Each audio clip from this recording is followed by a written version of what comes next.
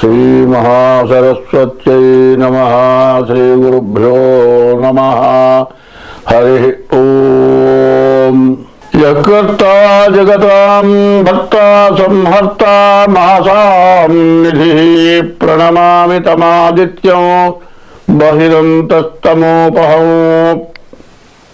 आदित्योर्कोरविर्भानुर्भास्करश्च दिवाकरः मार्ताण्डः सविता हेलिस्तीक्ष्णां शर्मिहिरो रविः।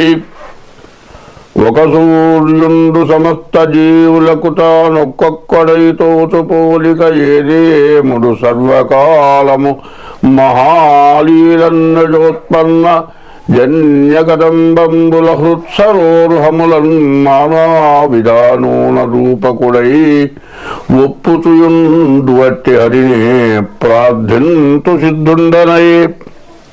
25వ సంవత్సరం 11వ రాశి కుంభరాశి. ఈ కుంభరాశి ఫలితాలు ఇప్పుడు చెప్పుకున్నాం. ఈ కుంభరాశి వాళ్ళకి 5 సంవత్సరాల నుంచి ఏలినాడు శని. ఒక్కోడు అంటాడు బాగా ఇబ్బంది వస్తే, బాగా కష్టం వస్తే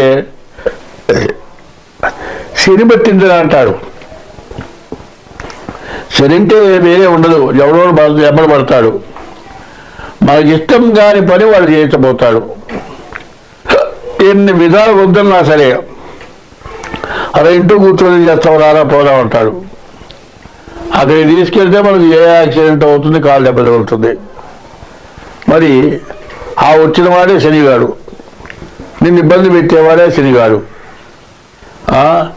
చూసి ఇంట్లో వాళ్ళు అంటారు, వాళ్ళ ఎదురు వచ్చారా శనిగారితో పోయినావు, చేతులు తెచ్చుకున్నావు, ఇంట్లో తెస్తారు. బయటపోయి దెబ్బ తగులుతుంది, ఇబ్బంది కలుగుతుంది.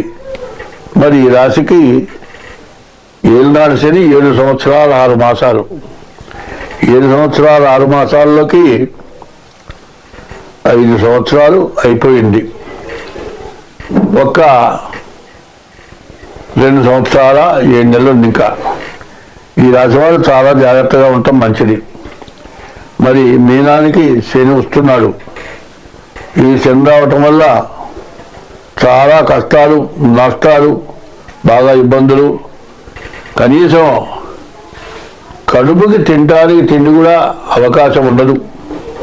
ఇంట్లో వంట ఎంత అయిన తర్వాత కూడా అర్జెంటుగా పోవాల్సి వస్తుంది, ఆ పూటకి తిండి ఉండదు. ఇట్లా రకరకాలైన బాధలు ఎక్కువగా ఉంటాయి. ఈ రాశి వాళ్ళకి ఏ గ్రహము కూడా బాగాలేదు. ఈ రాశి వాళ్ళు అందులో మార్చి 30వ తారీఖు పూర్తిగా షష్టగ్రహ కూటం చేరడం చేత ఈ రాశి వాళ్ళకి చాలా ఇబ్బందికరమైనటువంటి సమయం. కాబట్టి ఈ రాశి వాళ్ళు జాతక చక్రం వేయించుకొని మీకు ఏ దోషాలు ఉన్నాయో ఆ దోషాలని కనుక్కొని దోషాలు నివృత్తి చేసుకోండి. ఈ రాశి వాళ్ళు ప్రతిరోజు కూడా నవగ్రహాల గుడిలోకి వెళ్ళి ప్రదక్షిణ చేయటం, ప్రతి శనివారం కూడా శనికి అభిషేకం చేయించుకోవటం, ఇది మీకు చాలా అవసరమై ఉంది. ప్రతి శనివారం కనుక అభిషేకం చేయించుకుంటే శని వల్ల మీకు ఎటువంటి ఇబ్బంది ఉండదు. ఇక్కడి నుంచి 2 సంవత్సరాల 7 నెలల పాటు ప్రతి శనివారం శనికి అభిషేకం చేయించుకోండి. శని త్రయోదశి రోజులు కూడా అభిషేకం చేయించుకోండి. ప్రతి శనివారం కాకుండా నెలకు ఒకసారైనా సరే నల్ల నువ్వులు దానం ఇవ్వండి. ఇట్లా చేసేటట్లయితే మీకు సమస్యలుండి మీరు బయటపడతారు. కాబట్టి ఈ రాశి వాళ్ళు ఇన్నాళ్ళ నుంచి ఉన్న కష్టాలు కాదు, కష్టాల నుంచి బయటపడతారు. ధనాధిపతి అంటారు. ద్వితీయానికి వచ్చిన శని ధనాధిపతి. ఈ ద్వితీయానికి వచ్చిన శని ధనాధిపతి అంటే ఇంతకుముందు మీరు ఎన్నో అప్పులు చేసి ఉంటారు. ఆ అప్పులన్నీ తీరిపోతాయి. అప్పులు తీర్చడానికి ఎక్కడా లేని కష్టం పడి 24 గంటలు పనిచేసి కనీసం తిండి కూడా మానుకొని బాకీలు తెచ్చడం అవుతుంది. ఇదివరకంటే ఇప్పుడు ఎక్కువ బాధ ఉన్నట్టుంటుంది. ఇవయా శని బాగున్నాడుగా, ద్వితీయానికి వచ్చారు, ధనాధిపతి, ధనాన్ని రక్షిస్తాడని నాబోటో జ్యోతి ఏందయ్యా చస్తున్నా, ప్రాణం పోతుంది, రాత్రిపూట నిద్ర కూడా ఉండలేదంటావు. అది కాదు, ఆస్తులు తాకట్లు పెట్టి డబ్బులు తెచ్చావు, ఆస్తులు నిలబడతాయి. ఆస్తులు తాకట్లు తీర్చుకుంటావు, బాకీలు తీరుస్తావు, 24 గంటలు కష్టపడతావు. ఇదివరకు అప్పు తెచ్చుకొని జలసా చేశావు, ఇప్పుడు అప్పు తీరుస్తున్నావు కాబట్టి కష్టంగా ఉంటుంది. అప్పు తెచ్చుకొని తినేప్పుడేమో జలసాగా ఉంటుంది, అప్పు తీర్చేప్పుడు కష్టంగా ఉంటుంది. కాబట్టి ఈ రాశి వాళ్ళకి రాబోయే రోజులు దాదాపు మంచి రోజులు అని చెప్పాలి. స్వస్తి. వాళ్ళకి ఇష్టం కాని పని వాళ్ళు చేయించబోతారు. ఎన్ని విధాలు వద్దన్నా సరే, అలా ఇంటూ కూర్చొని చేస్తాం రారా పోదా అంటారు. అక్కడికి తీసుకెళ్తే మనకు ఏ యాక్సిడెంట్ అవుతుంది, కాలు దెబ్బ తగులుతుంది. మరి ఆ వచ్చిన వాడే శనిగాడు, నిన్ను ఇబ్బంది పెట్టేవాడే శనిగాడు. చూసి ఇంట్లో వాళ్ళు అంటారు, వాళ్ళ ఎదో వచ్చారు శనిగారితో పోయినావు, చేతులు తెచ్చుకున్నావు, ఇంట్లో తెస్తారు. బయటపడి దెబ్బ తగులుతుంది, ఇబ్బంది కలుగుతుంది.